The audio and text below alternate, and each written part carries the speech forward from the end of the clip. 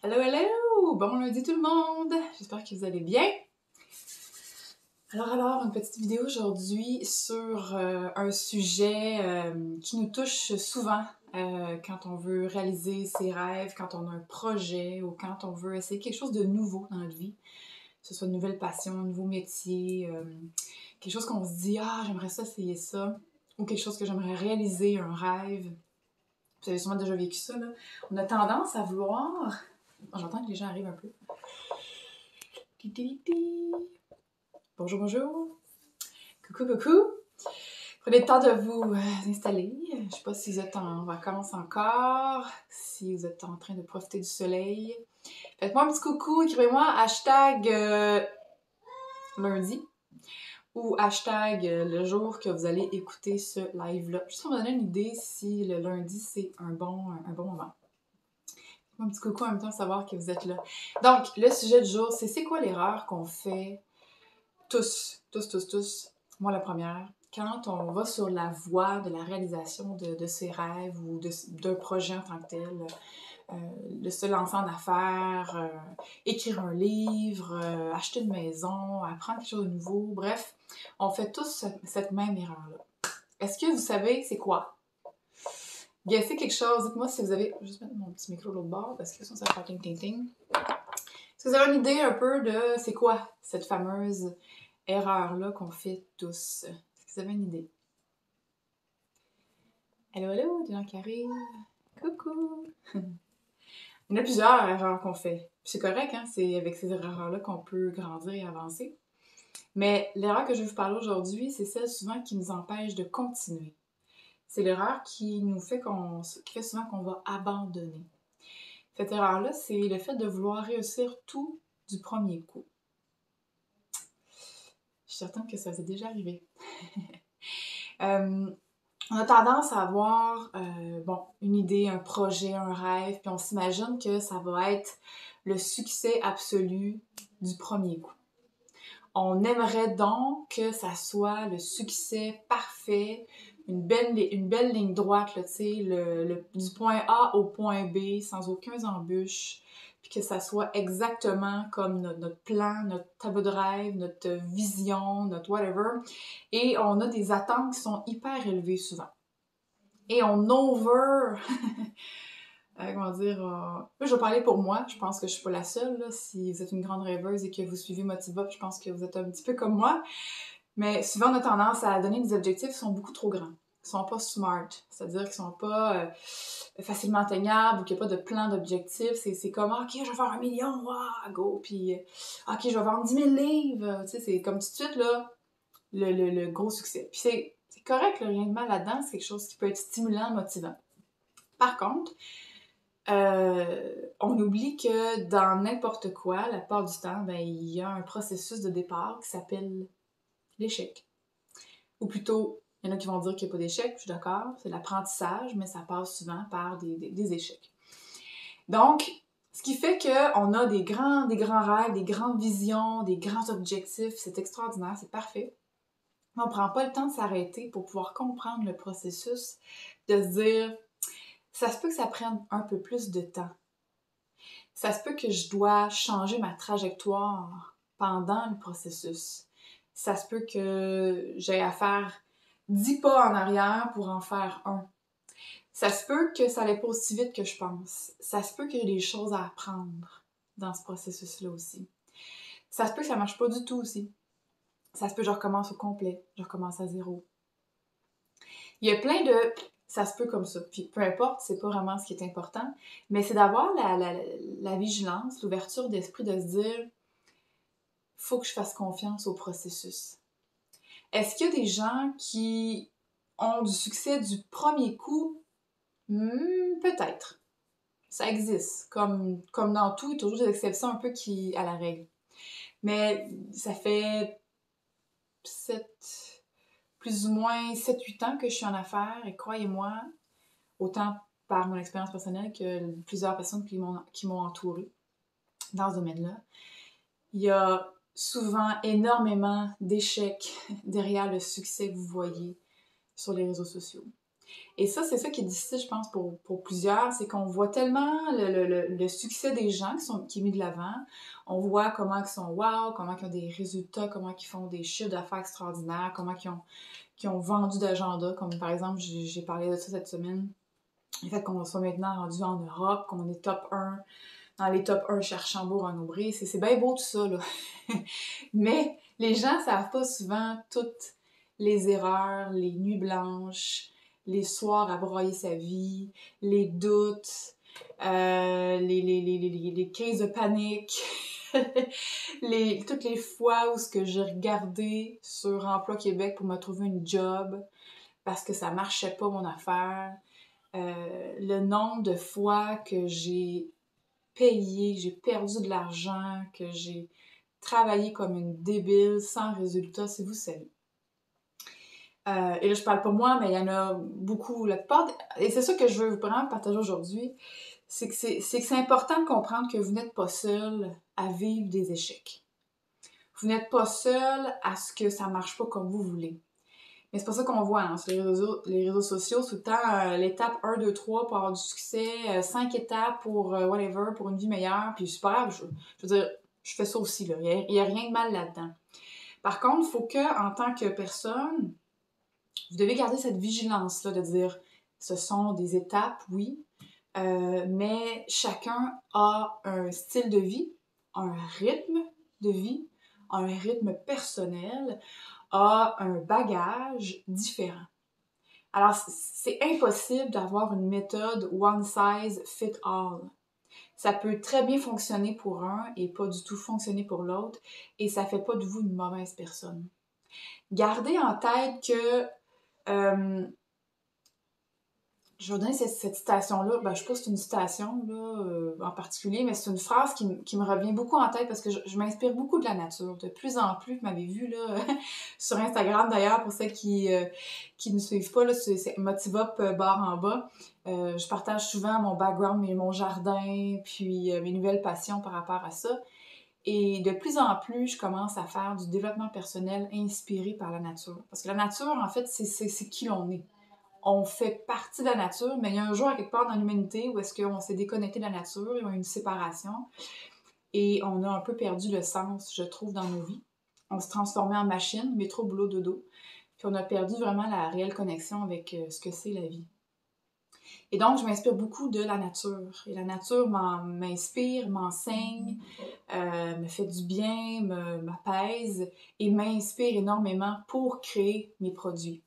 Le slow life, le slow entrepreneur, le slow planning, la planification positive, le journal d'émotions qui va sortir dans quelques mois, les nouvelles formations en ligne qui vont... Tout ça est venu de la nature.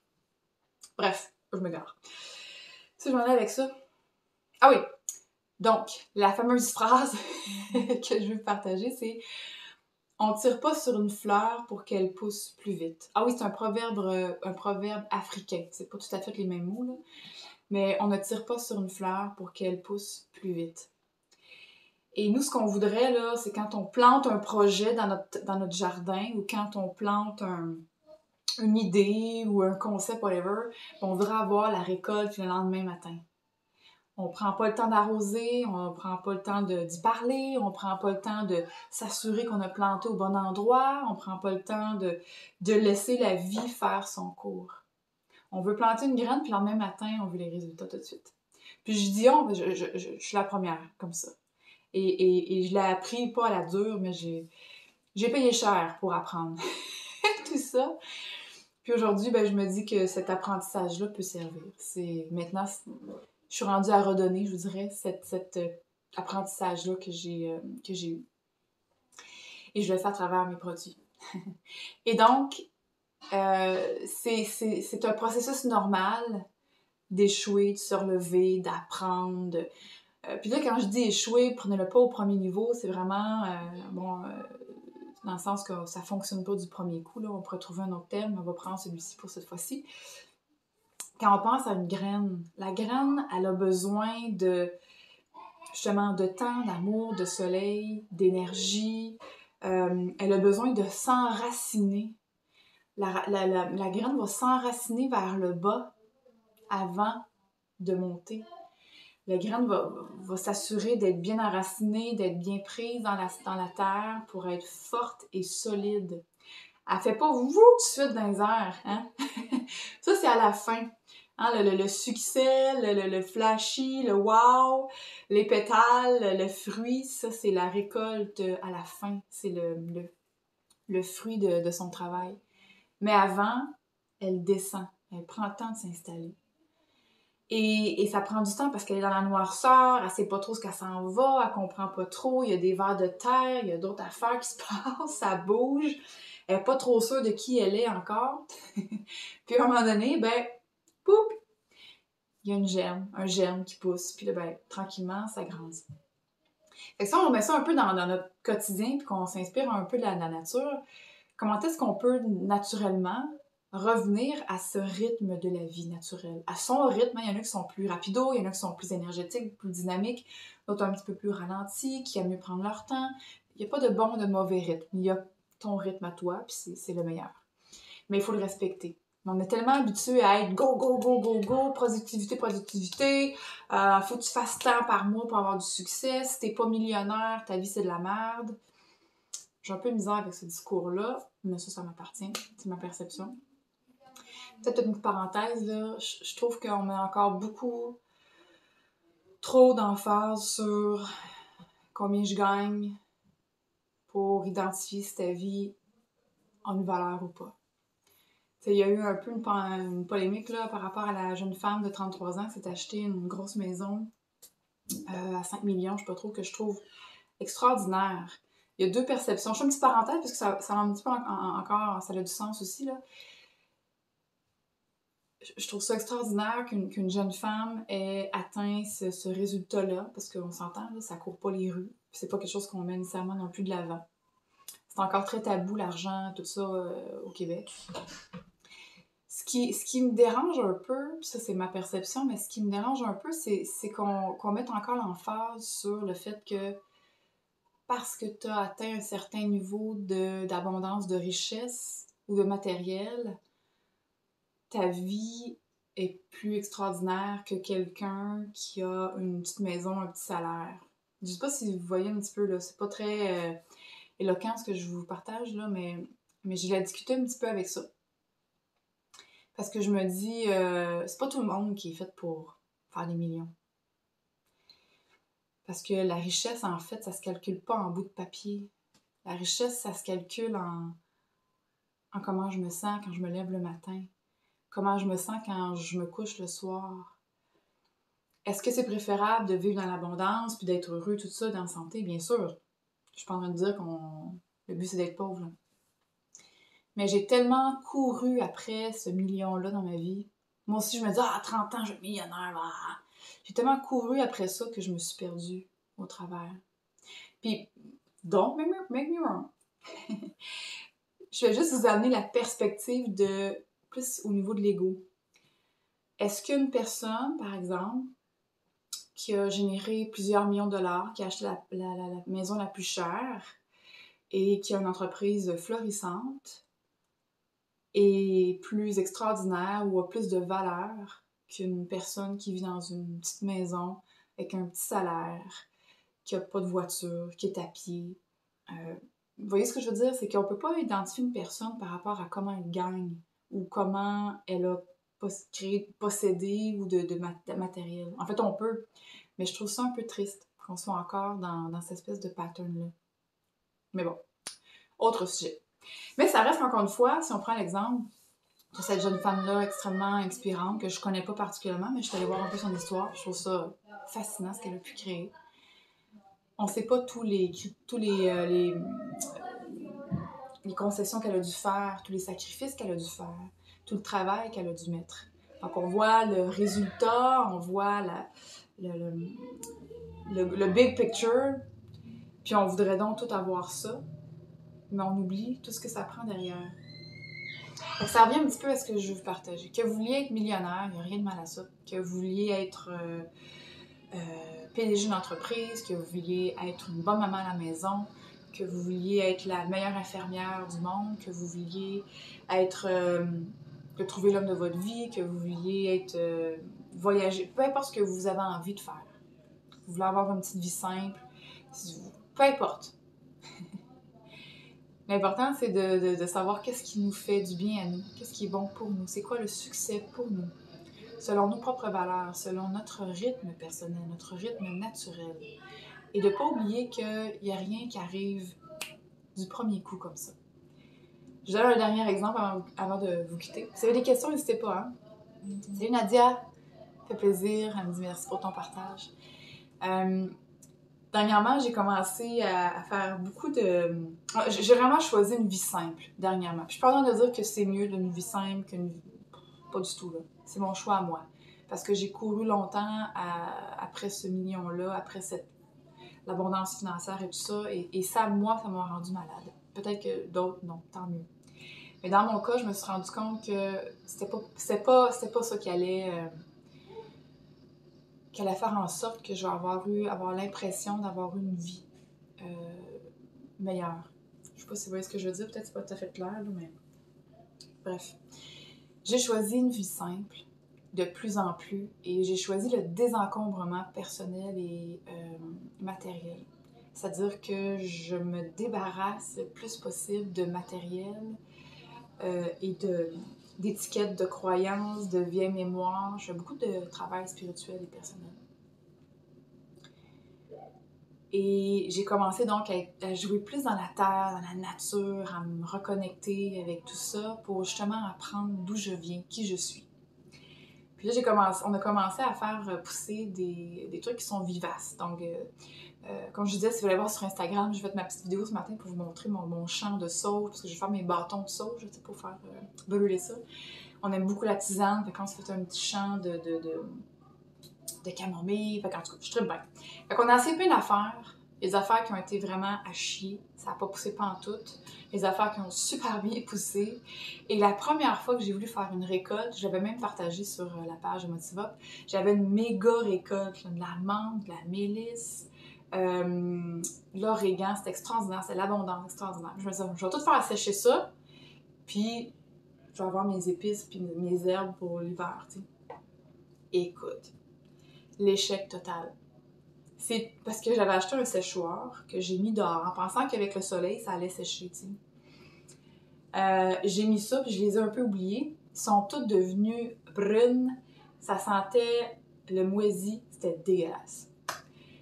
Et là, il y a comme une déception là, intense de dire « Oh, je suis pas capable de faire ça. » Mais rapidement, je me suis ressaisie parce que je me suis dit « Ben oui, Vicky, c'est normal. C'est la première fois que tu fais ça. » Est-ce que j'aurais pu, par contre, ça c'est peut-être un autre point intéressant, avant de se lancer dans un projet, quelque chose de nouveau, c'est pas mauvais de s'asseoir. Hein? C'est surtout que je parle beaucoup de slow life, de planification positive. C'est vraiment de prendre un pas de recul avant de se garrocher tête première sans savoir trop où se pitcher.